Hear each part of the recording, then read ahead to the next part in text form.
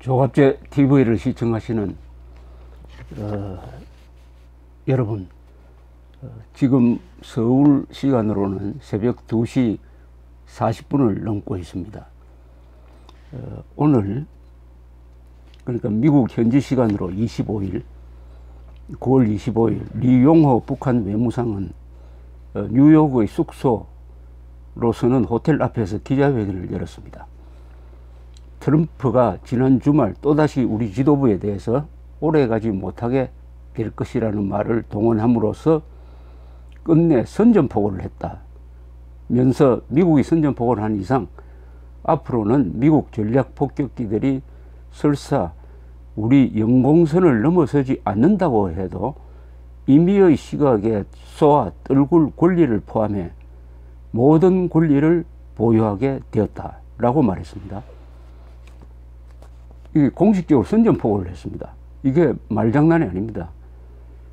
트럼프 미국 대통령은 지난 23일, 이 현지 시각입니다, 자신을 향해 리 외무상이 과대망상이 겹친 정신 이상자, 악통령, 투정꾼 등의 비난을 쏟아내자 트위터를 날리면서 꼬마 로켓맨, 리틀 로켓맨이 그리 오래가지 못할 것이다 라는 요지의 글을 올렸는데, 여기에 대한 리용호 북한 외무상의 반응이 선전포고라는 말로 나왔습니다. 이게 농담이 아닙니다. 외무상이 하는 말입니다. 참고로 그 발언의 전문을 길지 않으니까 그대로 한번 읽어보겠습니다.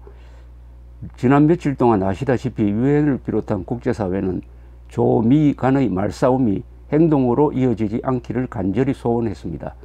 그러나 트럼프는 지난 주말에 또다시 우리 지도부에 대해 오래가지 못하게 할 것이라는 말을 동원함으로써 끝내 선전포고를 했습니다.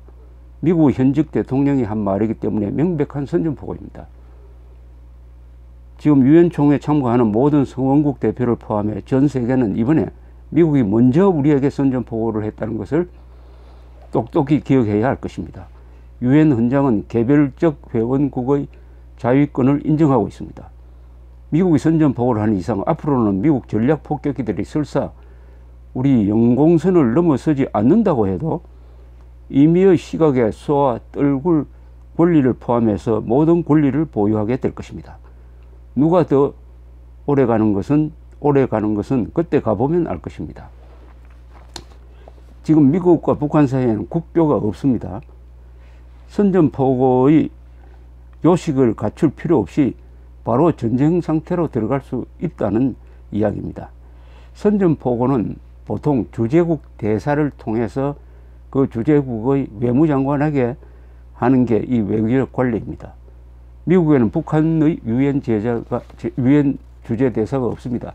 미국에 주재하는 북한 대사가 없다 이거죠. 미국에는 북한 대사가 없으므로 이 이용호 외무상이 미국에서 한 발언을 선전포고 행위로 간주할 수 있을지 모르겠습니다. 그러니까 이 말로서는, 이용호의 말로서는 미국과 북한이 교전 상태로 들어갔다는 이야기입니다. 이용호가 여기 중요한 주장을 했습니다. 영공 침입이 아니더라도 미국 전략 폭격기를 격추시킬 권리가 있다고 주장한 것입니다. 영공을 침입하지 않았는데도 쏠 수 있다는 것은 미국과 북한이 교전 상태라는 이야기입니다. 교전 상태. 그러니까 북한이 이제는 미국 트럼프의 선전포고가 아니죠. 그건 트위터에 글을 올린 건데 비판이죠. 비판을 선전포고로 간주하고 미국에 대해서 교전 상태에 들어갔다는 것을 통보한 셈입니다. 이게 이 뒷감당을 과연 김정은이가 어떻게 할지 한번 촌미 관심사입니다. 자, 지금부터 어떻게 되느냐. 미국이 지난 24일처럼 B-1B 전략 폭격기 편대를 다시 동해로 북상시킬 경우에 김정은은 이를 격추시켜야 할 부담을 안게 되었습니다. 만약 미사일을 쏘지 않으면 종이 호랑이라는 것을 스스로 폭로하는 셈이 됩니다. 이제 김정은이가 여기에 많은 것을 걸었습니다. 북한군이 미사일을 쏘게 되면은 미국 전투기들은 자위적 차원에서 미사일 발사대와 레이더 기지를 폭격해야 합니다. 북한 전투기가 출격하면 공중전이 벌어질 것입니다. 그렇게 되면 이제 말로 하던 교전 상태가 실전 상황으로 가는 거죠. 실전 상황으로. 미국은 앞으로 전략 폭격기 편대를 동해로 북상시킬 경우에는 항공모함 전단을 한반도 해역에 파견해 가지고 대규모 호위 편대를 조직하고, 그러니까 폭격기를 호위하는 요격기입니다. 보통 F-15, 16이 그런 역할을 합니다. 만약 이럴 때 북한이 반격할 기미를 보이면은 북한군 기지를 대량 보복 폭격을 해야 됩니다. 그 준비를 다 하고 이제는 B-1B 같은 전략 폭격기를 북상시켜야 될 것입니다. 만약 그렇게 하지 않고 미국이 이 이용호의 위협에 선전포고 선언에 대해서, 선전포고에 대해서 조심을 해가지고 이제는 북한을 자극하면 안 되겠다라고 해서 추가적으로 전략폭격기 동해 비행을 중단시킨다면은 북한 정권은 이제 미국이 굴복했다 하고 선동할 것이고, 미국의 언론 그리고 정치권에서는 트럼프가 괜히 자극적인 행동을 해가지고 위기를 조성했다 해가지고 이제 트럼프의 화살을 돌리게 될 것입니다. 이렇게 되면 트럼프가 참지 못하고 더 강경한 군사 행동을 할 가능성이 있습니다. 그러니까 아주 예측이 참 어려운 김정은과 트럼프가 이 체면을 걸고 이 전쟁 일보 직전까지 가는, 또는 전쟁 상황으로 가는 상황이 지금 조성되고 있다는 이런 뜻입니다. 의시시한 순간입니다. 사실은 핵무장한 북한 정권에 대하여 일반적으로는 미국이 선제 공격이나 예방 공격을 하는 게 어렵다는 것이 전문가들의 거의 일치된 의견이지만은, 두 불가측적인 지도자 사이에서 이런 식으로 경쟁적 적대 행동이 상승작용을 일으키면은 우발적 충돌이 벌어지고, 이게 교전으로 이어지고 더 나아가서 핵전쟁으로 비화될 가능성을 배제할 수 없습니다. 또한 북한이 약한 고리라고 지금 만만하게 보는 남한을 공격하는 것, 근데 백령도를 하거나 백령도에 상륙작전을 벌인 다음에 핵카드를 꺼낼 가능성도 있습니다. 이 전쟁이란 것은 어느 쪽도 의도하지 않았는데 서로 상승작용에 의해서, 상호작용에 의해서 일어나는 경우가 많습니다. 1차 세계대전이 바로 그런 경우입니다. 그런데 이 전쟁의 원인을 분석한 연구소를 보면은 전쟁을 일으키는데 제일 중요한 것은 당사국의 지도자의 성격이라고 합니다.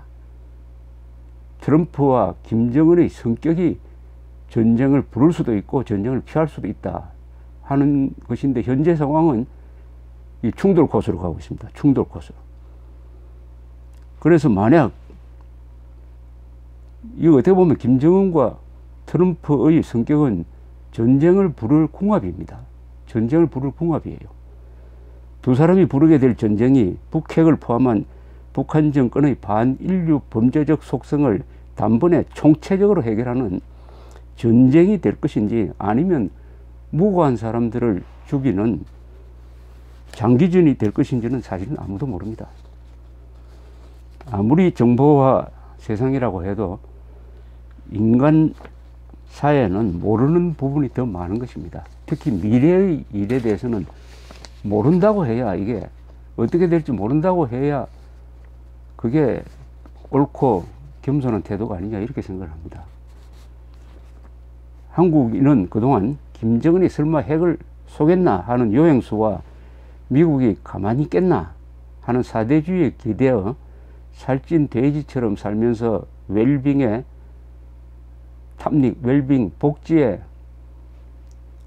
말하자면은 목숨을 매듯이 이렇게 서로 분열하고 싸우다가 핵미사일 방어망도 만들지 않고, 그렇다고 자위적 핵무장도 하지 않고, 미국의 전술핵 재배치도 요구하지 않는 상태에서 위기를 맞고 말았습니다. 문재인 정부는 시에 맞지 않는 대북 유화 노선을 취하다가 핸들을 놓쳐버렸습니다. 그러니까 이제는 적폐청산이란 미명하에 전 정권에 대한 정치 보복에 지금 주력하고 있습니다. 핵 위기 담당 부서인 국방부와 국정원을 과거사 조사를 한다느니 등등 해가지고 흔들고 있고, 종북 좌익 세력과 싸웠던 인물들을 곤란해 사냥하는 데 지금 집착하고 있습니다. 김정은이 주적인지 이명박과 박근혜가 주적인지 모를 지경입니다. 주적으로 보는지, 누굴 주적으로 보는지 모를 지경이에요. 만약 지금 이 순간 김정은이가 한국을 향해서 핵미사일을 소래한다 하는 정보를 우리 정부가 입수했다면은 이렇게 방송을 해야 되는 거 아닙니까? 국민 여러분, 신속히 어디로 대피하십시오 라는 방송을 해야 되는데 이 방송을 할 수가 없습니다. 국민들 아무도 핵폭탄을 피하기 위해서는 어디로 내가 가야 되는지 알지를 못합니다. 정부가 알려주지를 않아요. 훈련도 하지 않습니다. 이런 정부가 이 지구상에 또다시 있는지 모르겠습니다. 스위스는 핵폭탄을 맞을 가능성이 세계에서 가장 낮은 나라인데도 인구의 150%가 들어갈 수 있는 지하 핵 방호 시설을 알프스 산 밑에 하고 집집마다 하고 거기에 식량, 의약품 갖다 놓고 해서 몇 달 견딜 수 있도록 해놓았습니다. 그러면은 스위스 사람은 바보라서 그런 짓을 하고 한국 사람은 영리해서 지금 핵 앞에서 벌거벗고 있는 겁니까? 한 50년 뒤의 역사가 역시 스위스 사람은 현명해서 핵폭탄을 맞지 않았고 한국 사람은 어리석어 가지고 핵폭탄을 맞고 멸종되었다 이렇게 기록할지 모릅니다. 그러면 우리가 할 수 있는 것은 북한에서 날아오는 핵폭탄이 불발되기를 기도하는 것 뿐입니까? 이런 역사적 사례가 있습니다. 1983년 11월 7일에 나토가 에이블 아추라는 이 CPX를 했습니다. CPX는 실제 군대를 동원하지 않고 일종의 워게임을 하는 겁니다. 소련이 핵 공격을 했다. 여기에 어떻게 우리가 대응할 거냐 하는 주제를 가지고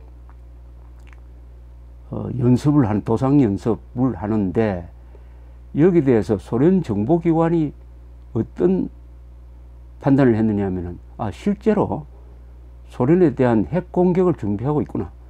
이것은 지금 연습이지만 연습을 가장해서 실제로 소련을 치려고 하는구나 라는 판단을 했습니다. 그때 안드로포프 서기장은 거의 죽어가고 있었습니다. 아파서. 그러니까 지휘부가 정상이 아니에요. 그러니까 소련 공산당 정치국이 깜짝 놀라가지고 핵미사일 부대에 비상을 걸었습니다. 그리고 공군기지에는 출격 태세를 갖추었어요. 다행히 이게 11월 7일에서 5일간 하고 끝났습니다. 그 뒤에 레이건 행정부가 이 사실을 알았어요. 소련이 오판을 해가지고 소련이 오히려 핵 공격을 우리한테 할 뻔했구나. 그래서 이렇게 해서는 안 되겠구나. 서로 하트라인이 있어야 되겠구나. 그러니까 소련 지도부를 안심시켜야 되겠구나 해서 그 강경하게 나오던 레이건 대통령이 특사를 보내가지고 소련 지도부에 대해서 우리는 절대로 핵전쟁을 할 생각이 없다라고 말을 전했다고 합니다. 지금 남북한이든 미북 사이에든 그런 하트라인이 없습니다. 그러니까 서로 오해에 의해서 서로 먼저 권총을 뽑으려고 하는, 서부 영화에서 두 카우보이가 마주 서가지고 이제 결투를 하는데 서로 누가 먼저 권총을 뽑느냐 긴장되는 순간, 그때 어떤 일이 벌어질 것이냐 하는 상황으로 가고 말았습니다. 어떻게 보면 갈 때까지 갔습니다. 이제 북한이 미국이 우리한테 선전포고를 했다고 미국에 일종의 선전포고를 한 것입니다. 과연 교전 상태로 갈 거냐 안 갈 거냐만 남았는데 요 경계선을 넘는 문턱이란 게 아주 낮습니다. 인간의 실수도 있고 독재자의 오기 싸움도 있고 지금 우리 문재인 정부는 지금 이 순간 뭘 하고 있습니까? 우리는 어디로 피해야 합니까? 알려주셔야 할 의무가 있습니다. 감사합니다.